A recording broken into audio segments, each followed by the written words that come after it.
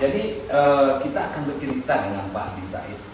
Dari film-film yang beliau buat ini sangat banyak sekali yang kategorinya mengedukasi kepada masyarakat baik Kota Padang, Sumatera Barat atau Indonesia.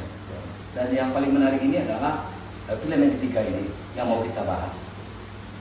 Pertanyaan saya ke Pak Adi ini, saya melihat bahwa Iko Minang ini membuat ada sebuah hal yang tersembunyi, saya lihat. Dan ini barangkali perlu Pak Adi buka. Kalau saya ini melihat bahwa ini kerisauan dari seorang Adi Said terhadap Minangkabau. Barangkali ini apa yang mendasari Pak Adi melahirkan film Iko Minang ini. Ini silakan. Iya. Betul yang Mas katakan. Itu kenapa Iko Minang, karena kerisauan saya. Iya. Saya tinggal di Minangkabau. Saya melihat ada sebuah falsafah yang luar biasa di Minangkabau. Jadi Minangkabau ini adalah daerah istimewa menurut saya. Ini falsafah ada masih di syarat bahasa kita. Dan itu bagi saya semua implementasi tatanan kehidupan itu harus berdasarkan agama. Dan kalau kita lihat itu sesuai juga visi dengan Gubernur nomor 3. Iya. Tapi kita lihat, saya lihat sendiri setelah saya observasi di Kota Padang, di daerah-daerah, tapi implementasi dari falsafah di Minangkabau itu boleh dibilang sangat sedikit. Makanya saya risau, karena karakter dari Minangkabau itu boleh dibilang tidak ada, boleh hanya sedikit. Yang ada Minangkabau hanya sekarang ini bagi saya yang saya lihat adalah baju, rumah adat. Tapi identitas orang Minang ini yang mana? Identitas orang Minang ini itulah ada masih di syarat dan sini kita komunikasi kehidupan harus berdasarkan agama. Berarti boleh dikatakan bahwa hari ini masyarakat Minang kehilangan identitas diri. Iya, betul. Karena seperti yang Pak disampaikan, adat bahasa Sara, yang Sara bahasa kita bulat, adat memakai Sara manato, adat memakai. Kan itu dalam falsafah Minangkabau. Jadi Iko Minang ini saya masih tergelitik nih tadi.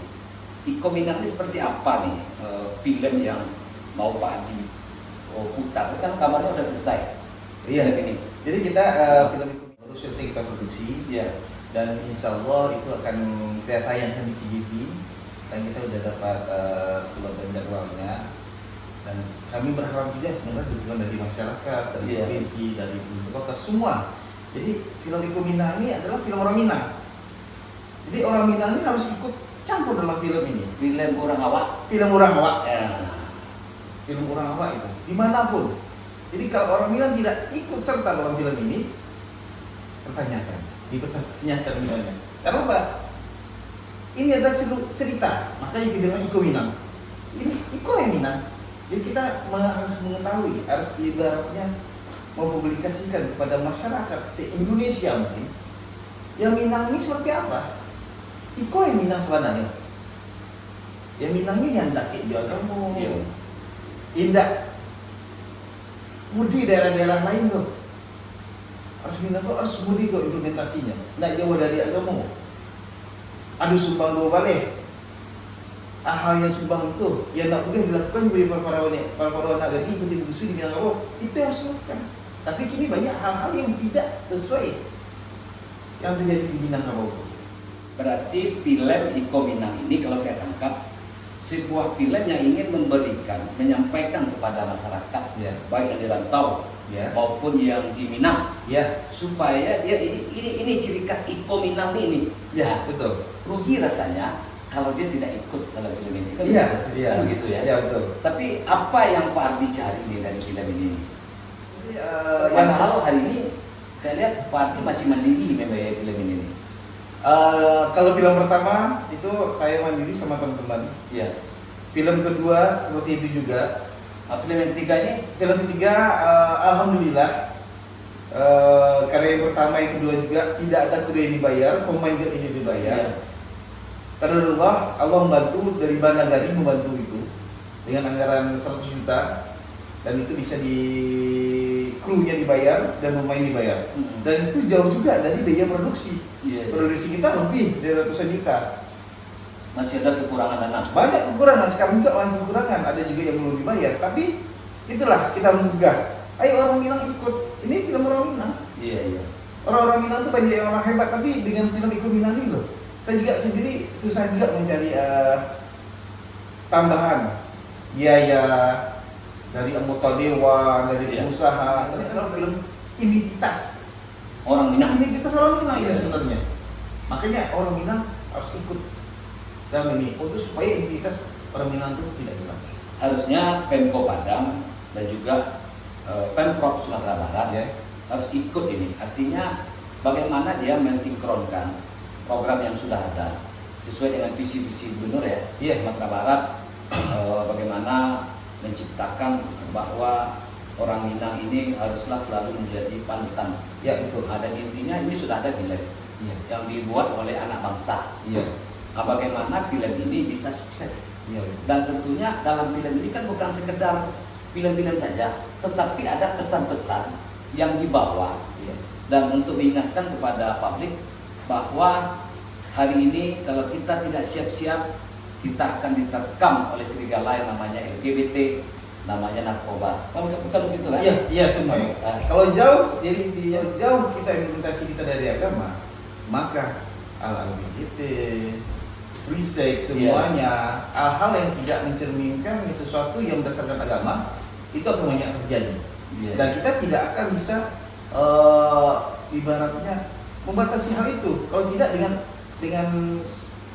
agama yang kuat. Berarti film Iko Minang ini kalau saya lihat lagi bahwa film ini mengingatkan kembali kepada generasi muda kita hari ini Ya, yang barangkali boleh dikatakan generasi muda kita sekarang ini kan mengakses semua berita itu kan bebas. ya, Jadi ini supaya Minangkabau, yang namanya Minangkabau.